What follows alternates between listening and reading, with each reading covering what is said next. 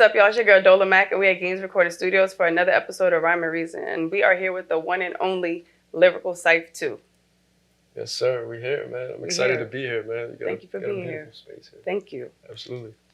So tell us, who is Cyph Two? Yeah, man. I think first and foremost, man, I'm a thinker.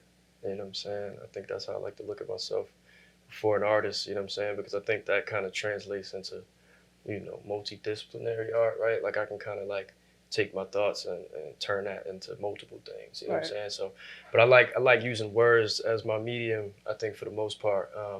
But, some people might call me a rapper, you know what I'm saying? Okay. Yeah. So how does being a thinker affect you in your artistry? Oh man, it affects me every moment of the day. I'm always thinking, you know what I'm saying? One of my art professors used to teach me, he said, everything has the potential to become something else. And so, through conversation and through observation and, as we kind of navigate the world, I think, I'm always thinking about how those things can turn into something else, how we can kind of like create a conversation around, previous dialogues I've had, things that I've witnessed, content, things that I've digested, and that's kind of the way that I think about it.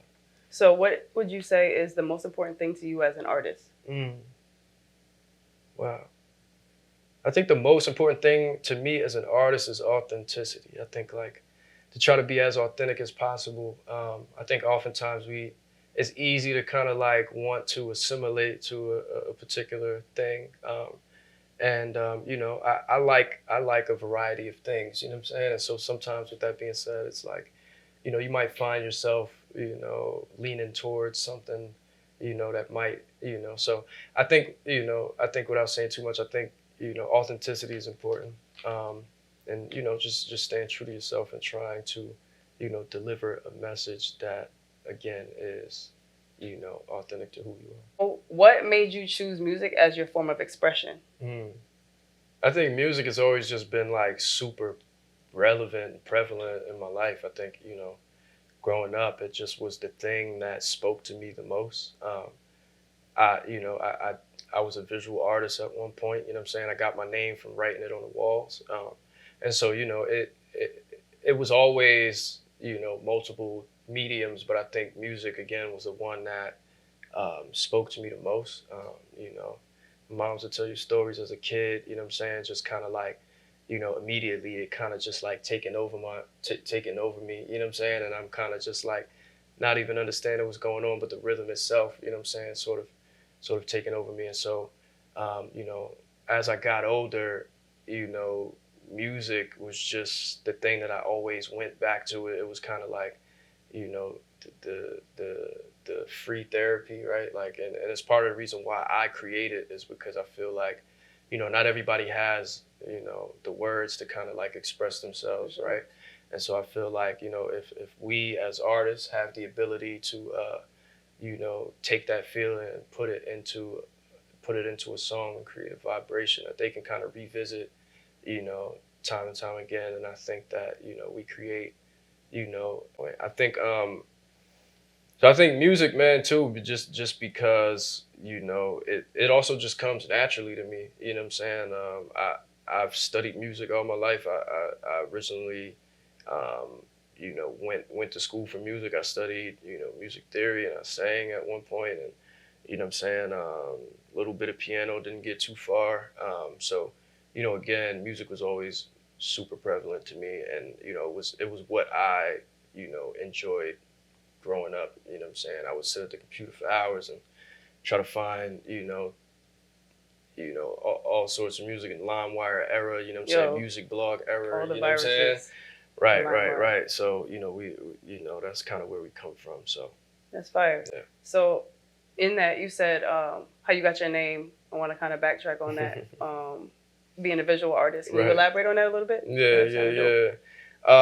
Yeah, man. I mean, like early on, man, I was like really engulfed into like hip hop, like 5 Elements, you know what I'm saying? All that shit that like people like, you know what I'm saying, tend to forget about, you know what I'm saying? Because we're in such a modern era of hip hop that those things aren't really even spoken about.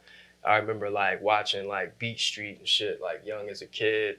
And I was always fascinated by like, street art and, what I'm saying, that kind of thing.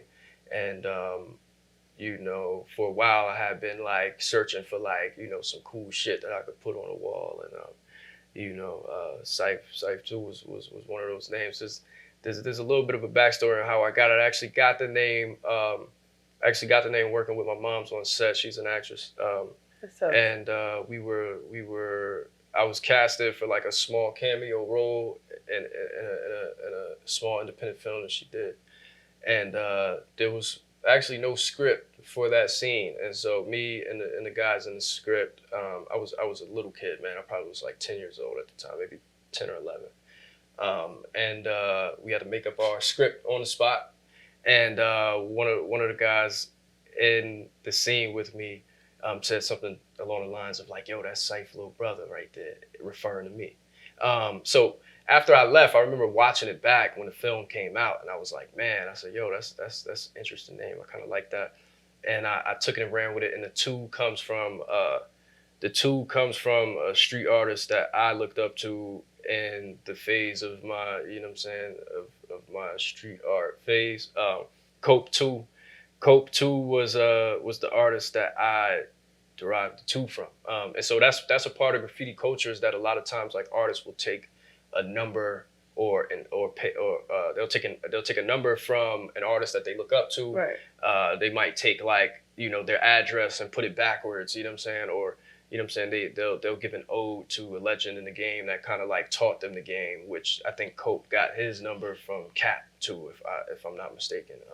And so I kind of wanted to like pay the homage to him, you know what I'm saying? And I added that to my name, and it stuck, you know what I'm saying? I mean, it has a double, entendre to it. Like, you be spitting your lyrics, so like, in the Cyph.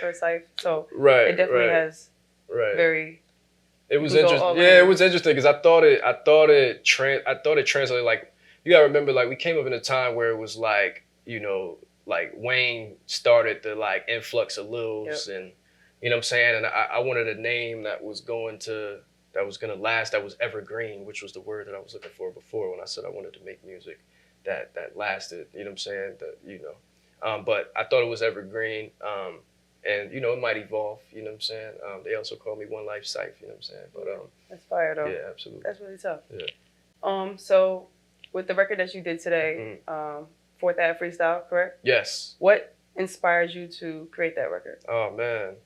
I think that record came at a time when, like shortly after like pandemic, man, being locked up in a crib, you know what I'm saying, for quite a while. I'm one that like, gets most of my inspiration from kind of like the world, like I was speaking about earlier, and observing and having conversation and being limited to those things, you know what I'm saying? Not having the ability to navigate the world and have conversation with real people was kind of like affecting me creatively. And so, dealing with writer's block and all those sorts of things. And so coming out of that, there were a lot of, topics that I wanted to cover once I felt like I was able to get the creative juices flowing again. And so it just kind of like naturally came about, sort of the things that I was speaking about in that freestyle. But I'm sure you'll hear some of the references, you know what I'm saying, that might make sense for the time. Right, for sure. And so we're a little, it was maybe about a year ago that I wrote that. But I think, again, it's still relevant today. Definitely. A lot of the things that we're talking about. Yeah. Political, vaccines, all that. Right. Definitely the wordplay was, and the breath control. Oh, man, the breath control, man. That's the toughest part. That's very, very hard. So for sure. So walk us through your creative process. Man, it's funny, man. Like, I watch other interviews, and I watch people ask other artists, like, what's their creative process? And it's interesting to hear. I think these days I try not to have a creative process because I think a creative process tends to limit me if I start to kind of create a bulleted or a numbered list of what I'm gonna do in order to create a finished product, from steps 1 through 5. I'm gonna start here, and then I'm gonna do this. I think I just kind of want to feel inspired in the moment and sort of go with whatever that feels like. And I think the key to that is just again, to always be thinking, because I think once the time is presented, like once the opportunity is presented, you know, you have things that you can kind of go back to and reference. But yeah, I try to be free flowing, man. Maybe someday I'll create a creative process. You know what I'm saying? But you know what I will say though? You know what I will say is that what I do prefer in regards to writing is like, I like to like wake up first thing in the morning, you know what I'm saying? Have a coffee, you know what I'm saying? And maybe smoke a little something, you know what I'm saying? Maybe light a little candle or incense, set a vibe, you know what I'm saying? And I like to write first thing in the morning, man. That's one of my preferences in regards to a creative process. I mean, I can write, you know what I'm saying, you know, in multiple different settings, but I think for me, that's when I tap into, you know, my best, because I haven't had anything to interrupt my thought process for the day. I'm fresh off the wake up. I'm kind of in this like dreamlike state still, you know what I'm saying? And so you can kind of take it wherever you want to go. Whereas if you've lived through an entire, you know, 12-hour day and then you decide to go to the studio, there's all sorts of things that might have pissed you off throughout that day. There's things that might affect the way that you approach a record, or, you know, your thoughts might be corrupted at that point. And so I like to try to write on a fresh brain. That's fire. Yeah. I think that's really dope. Yeah. Setting, having intentions and Right. what you're doing in the morning. So, okay, so let me ask you, what makes you want to collab with another artist, or how do you kind of like, you know, pick out what you like, what you don't like? Right. Interesting. In making collaborations. Interesting, man. I think my interest in collaborating with other artists tends to be like me. It's almost selfish. It's almost like me wanting to challenge myself, right? It's like, I feel like if I can successfully collaborate with this artist who, you know, raps in this way or sings in this way or chooses this sort of production, and I'm able to do that successfully and seamlessly, you know what I'm saying, merge into their soundscape, then I think that, you know, I've succeeded the challenge, I've accomplished something. And so I think it keeps me sharp to continue to collaborate with other artists.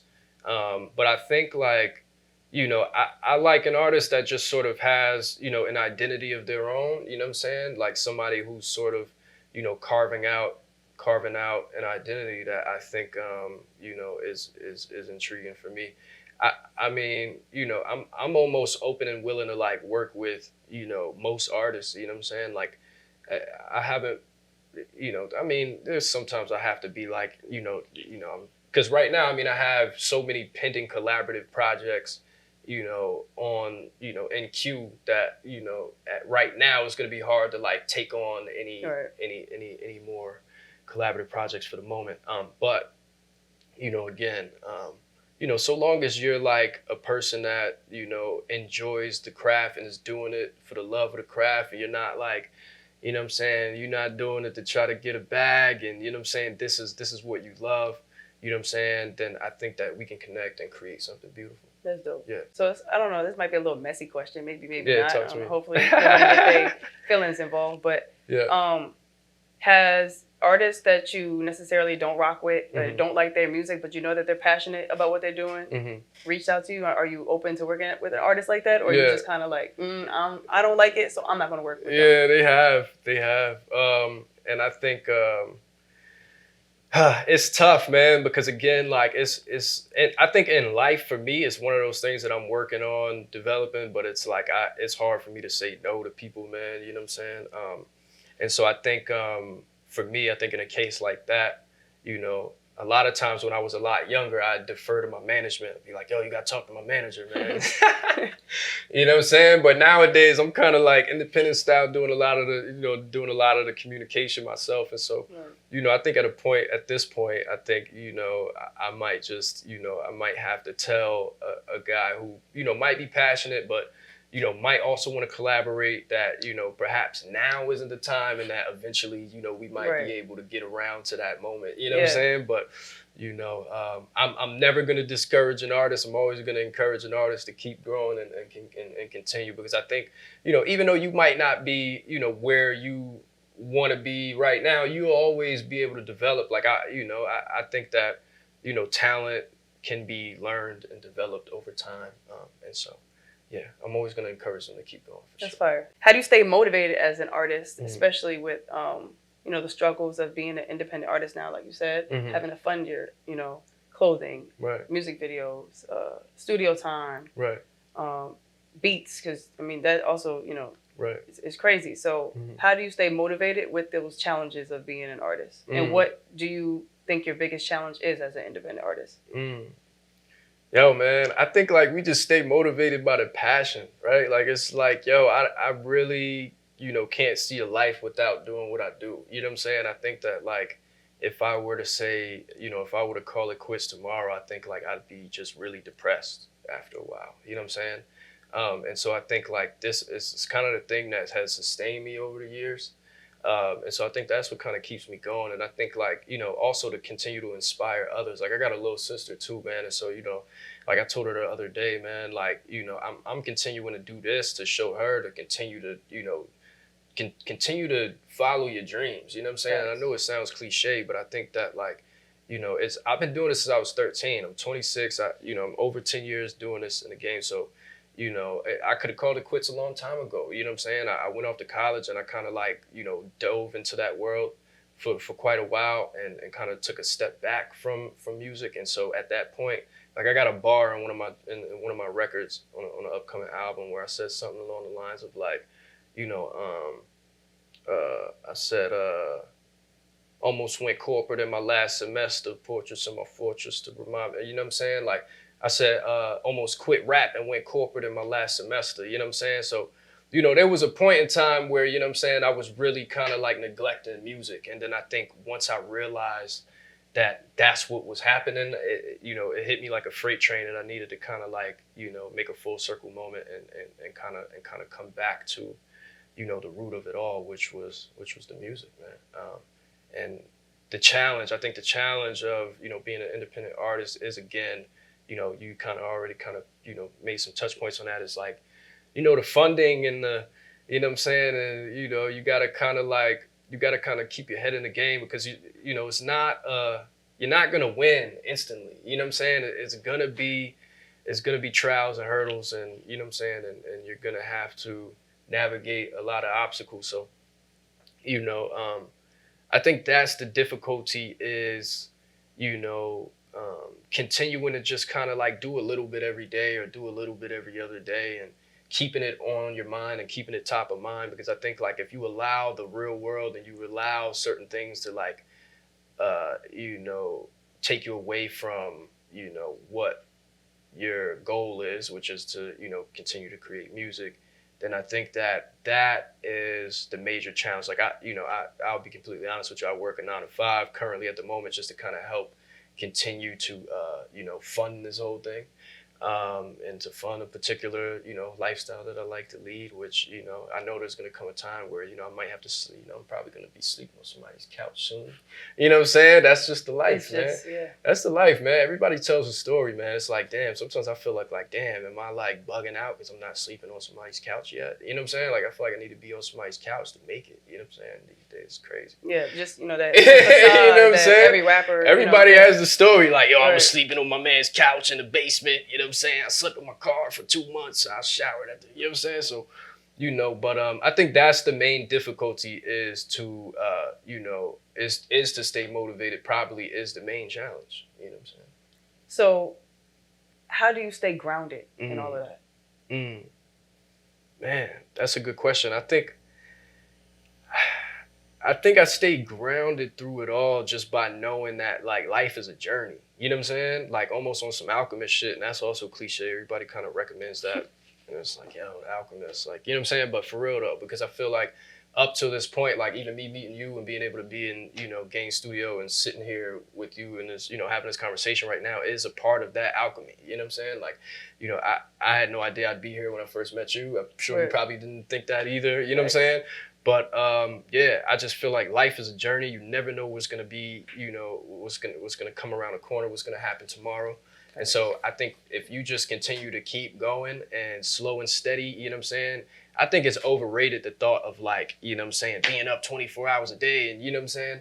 I think if you take care of yourself and you continue to do a little something towards the bigger goal, and you know, whatever increment that is for you, whatever is realistic and suitable for your lifestyle, I think that, you know, and as long as you continue to stay passionate throughout all of that, and again, like you said, stay grounded, I think that, you know, it's bound to happen for you. You know what I'm saying?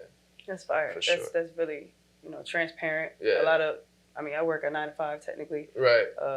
So I can relate on, you know, it's so much. Right. And then you're like, damn, like 24 hours is crazy. Like I need another 24 in that day, like just to do some shit. Yeah. So, how would you describe your music to someone who's never heard it before? Interesting, man. It's so hard to kind of describe it because I feel like, you know, no two songs are the same. You know what I'm saying? But your style, right, music right. So you can, you know. Yeah. Man, I think I like to just kind of like be honest. You know what I'm saying? If I could describe it, I think, you know, as far as like soundscapes and production goes, you know what I'm saying? I like instruments and, you know what I'm saying? I like live music. You know, I came up through, you know what I'm saying, performing with live music and, you know, instrumentation. And, you know, I think my sound continues to kind of like evolve, and I think I like to be sort of like a chameleon with my sound. You know what I'm saying? I like to sort of figure out a pocket in almost any soundscape, you know what I'm saying? So, you know, as far as describing my sound though, man, I think it's just like organic, you know what I'm saying? I think that's the best way to describe it, you know? So, you know, whatever tempo, you know, I'm given or whatever's put in front of me, again, I like to kind of challenge myself. So I want to figure out how I can be myself, you know what I'm saying? In, you know, a variety of different formats, you know, as far as music's concerned, and the only way to do that is to be organic. Right, that's fire. That's tough. Yeah. So if you could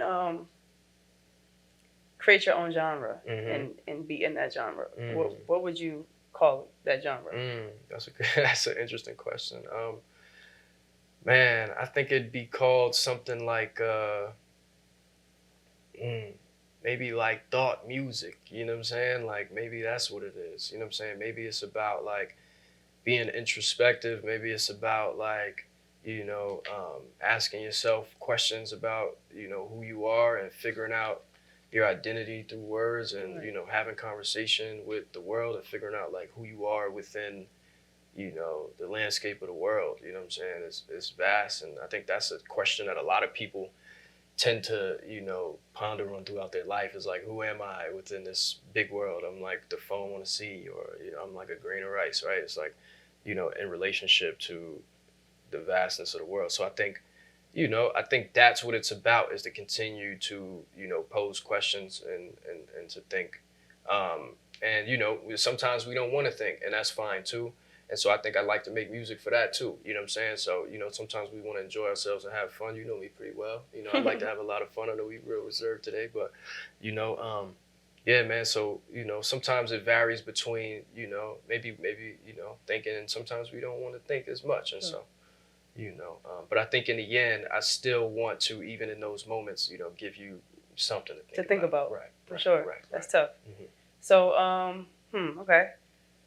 If you could, or what producer, not artist, but producer, would you want to have a collab album or record with? If you can't, you know, if you can't just choose one, you can you know, throw a few out there. Oh man, immediately top of the list is Ninth Wonder, 100%. Ninth, if you're listening to this, man, I'm looking for you, brother. Ninth Wonder for sure.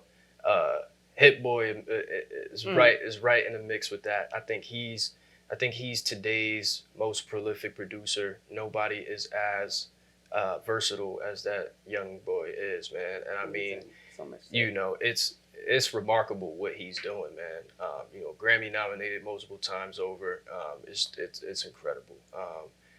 you know, all of the legends, man. Like I looked up to, like, Hov's my favorite rapper, and so, you know, a lot of that production that, you know, made some of his biggest hits coming from like guys like Just Blaze and Tim, and you know what I'm saying, Swiss Beats 100%, man. Like, and I think just him and I think I just want to work with Swiss just based off of us having kindred spirits. I think he's also Virgo too, man. He's also an art collector. I'm big into art.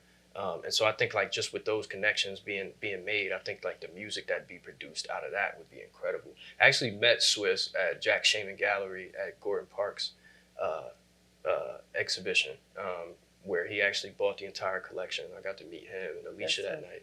Which is a crazy foreshadow. I put that in one of my bars in the album.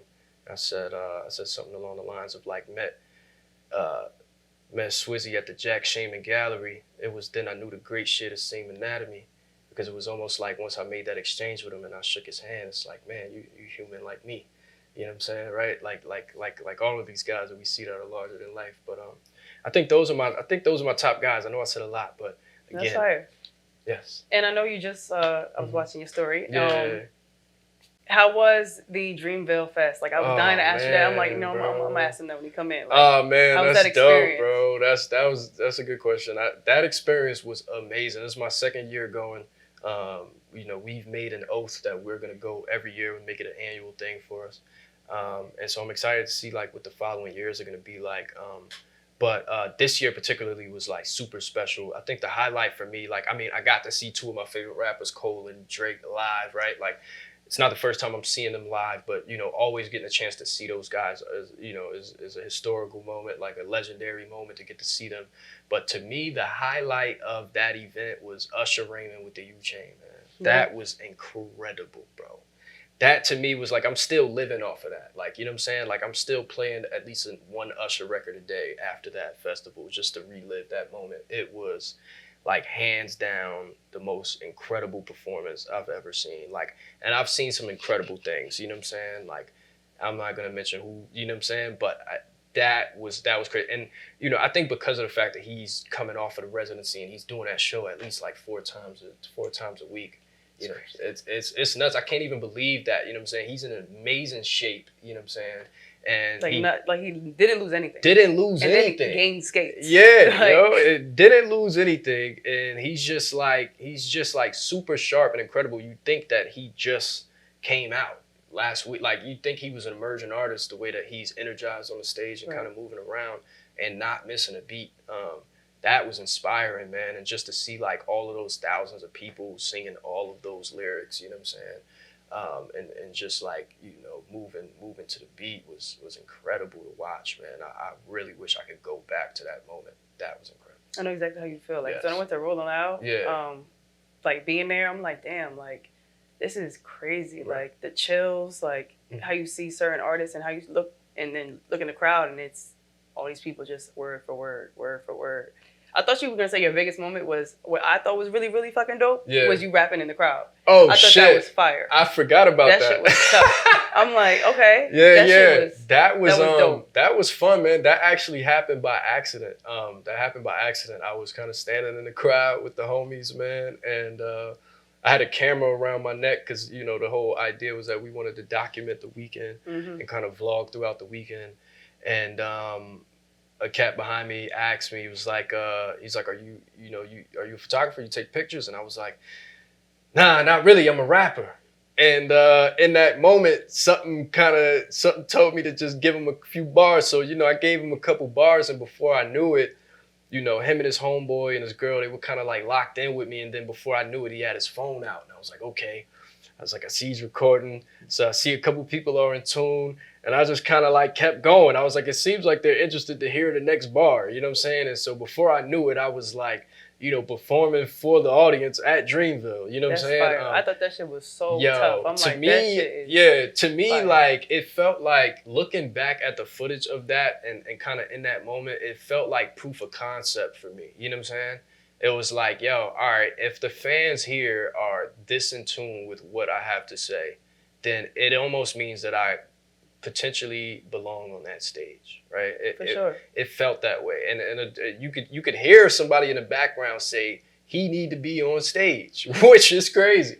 You know what I'm saying? Somebody who paid $300 for a general admission ticket. Throw him up there. They said to throw him up there. You know what I'm saying? Which meant a lot to me. You know what I'm saying? And again, it happened by complete accident. It was not planned. It was a beautiful moment for sure. Definitely memorable. That's like felt like I was living through you in that moment. Because like I always say, like I mean, I'm not no freestyler, right? But like if I have something memorized that I've like wrote down, like I always wanted to like do that. So seeing you do that, and I see I had to go back like a few times. I'm like, I hope we put this on the page. I'm like, that shit was tough. Yeah. So that was dope. But yeah, it was a great Conversation. Yes. Tell us where we can find you. Yes. What you have next coming up. Yes. Just give us the rundown. For sure. So you can find me everywhere at CYPHTWO, all streaming, all socials. Beware of my Twitter. What's coming next is I'm working on rolling out this album, man. I think we're at a good place with it. We've been working on this for a couple years now, but I think the world is ready for it. I think I'm ready to get it out. Dichotomy, the senior thesis, we're gonna be rolling this thing out in loosies and singles. So I'm really excited to share that, man. We got the video dinner speech single dropping very, very, very soon. Along with that, we have some special announcements to make. Can't say too much about that now, but it's gonna be fun, man. It's gonna be fun. It's gonna be creative, and it's gonna be a journey. You know what I'm saying? We just gonna tell story from beginning to end, and we just kind of like hope that you guys kind of like stick along for the ride. Yeah, for sure. Do you have a date for the album? Man, we did, but with some more recent news we received, we're gonna push it back a little further to see if we can just fully optimize on this release. So as of tomorrow, I'll know a little more about that. But yes, so very soon is what I can say, and I know that's kind of like everybody says soon, but I promise it's gonna be sooner than you think. That's fire. Yeah. Well, I appreciate you for coming, joining, sitting down. This is very what I'm saying? It's dope. Absolutely. Like you said, who would have thought? Right. We here. Right.